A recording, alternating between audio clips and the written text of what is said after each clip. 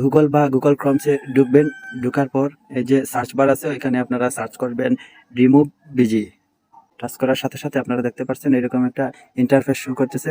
এই যে সবার উপরে যেটা আছে এখানে রিমুভ ইমেজ ব্যাকগ্রাউন্ড লেখাই আছে। সবার প্রথমে যেটা, এটাতে টাচ করে ঢুকবেন।